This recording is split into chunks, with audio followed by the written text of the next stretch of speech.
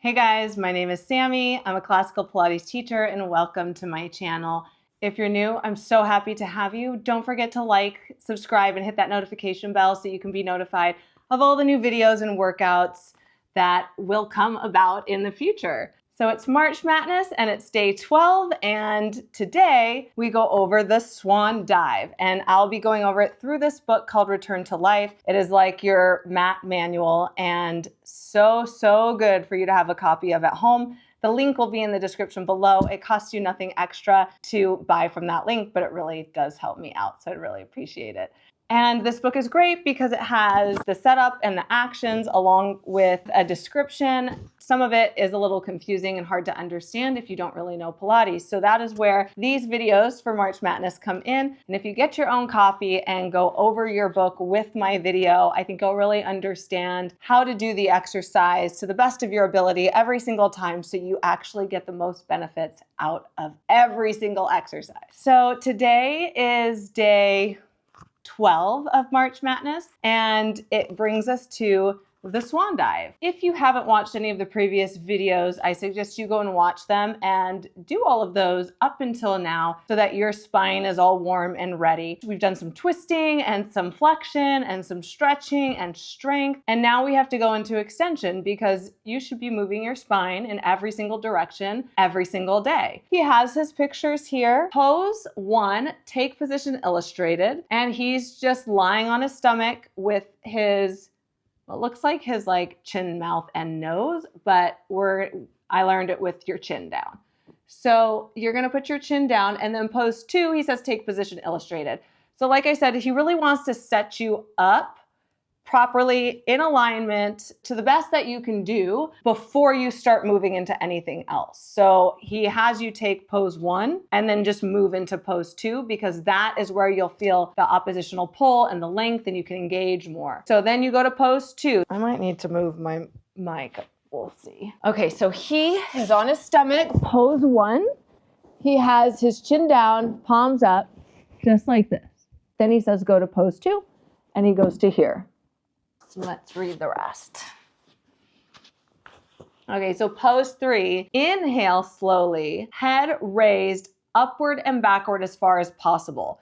So you're lifting your head upwards and backwards, but you also want your chest to go upwards and backwards as well. Chest raised high from mat or floor. I guess I should read before I speak because it's in there. Raise arms upward and sideward in line with locked shoulders. So he's going this way.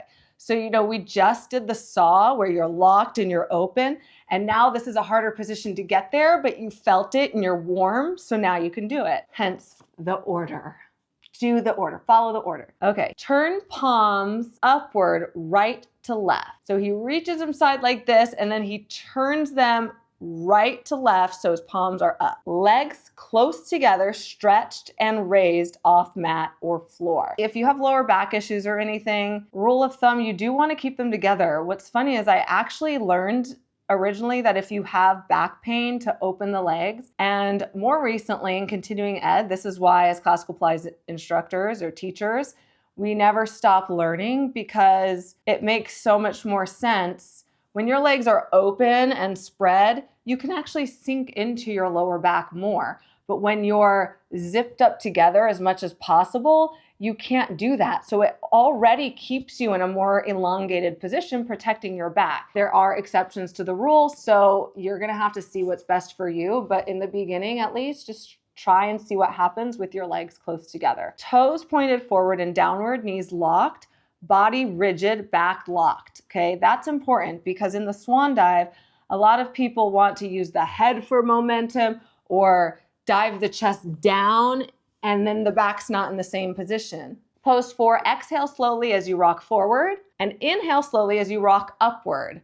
So when you exhale, you're going down like a seesaw and then you're inhaling up. That inhale is gonna help you lift your chest. Note, repeat the foregoing exercise 6 times. Cautions, pose 3, keep back locked, legs off mat or floor, head back, arms rigid, shoulders locked. So let's do it. So you're lying down, we're like this, then we're like this. Then he goes head upwards and backwards, arms up, out to the side, shoulders and arms locked. And so he goes up with an inhale, exhale, inhale up, exhale, inhale, exhale. It's hard to talk while you do this. And then he comes back. I couldn't give much direction while I was doing that one, or I would have lost it. There are ways to build up your back strength to do this exercise. You don't start with this, okay? So we're gonna go through modifications step by step. All right, so step one, make a pillow with your hands and rest your forehead. Reach your legs back, shoulders plug in, press your hip bones into the mat and pull the belly button in like there's an ice cube under it. That's gonna give you all that length out of compressing in your lower back as much as possible.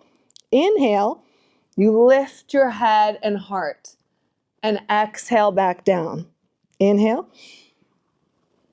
and exhale. Your next step would be to keep your hands on your head and lift your head, heart, and hands.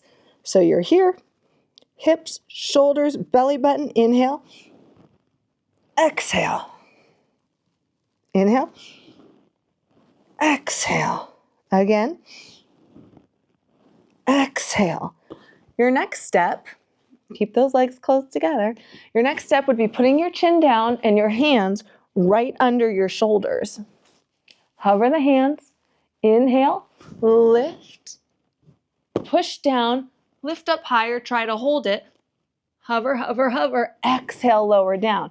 This also helps you train more of your breath so that you have to hold your breath a little bit. Hover the hands, inhale, lift the upper body, push down, lift up higher, hold 3 and 2 and 1 and exhale. Do it again, hover the hands. Same thing, shoulders, plug into the back, hips, belly button, hover the hands, inhale, lift, press, lift, hold, and exhale. So the next position would be maybe hands a little wide and pressing up to where you can. Now you can be lower. So you see where can you go, pull the belly in, press the hips down, connect the shoulders, head upwards and backwards. Now you're trying to lift the thighs to rock you forward versus dropping the head. It's better for you to not rock that much, but you're trying to lift the thighs to do it versus anything else. So now you're gonna do one dive and reach your arms forward to help bring your thighs up. So you're gonna go this way and up. So this will be inhale, exhale, and up. And you're trying to really keep your chin up versus drop your head. Inhale, exhale. Good. Inhale, exhale, inhale. Okay? So those are great ways to start building up your strength and your back and all that stuff. When you're done, go ahead and sit back into a child's pose. Really pull the belly off your thighs so you can actually decompress your spine. And breathe. Okay, so that was day 12, the Swan Dive. It's one of my favorites. You feel like a swan. And don't forget to like, subscribe, and hit the notification bell. And I will see you tomorrow for day 13 of March Madness. Bye.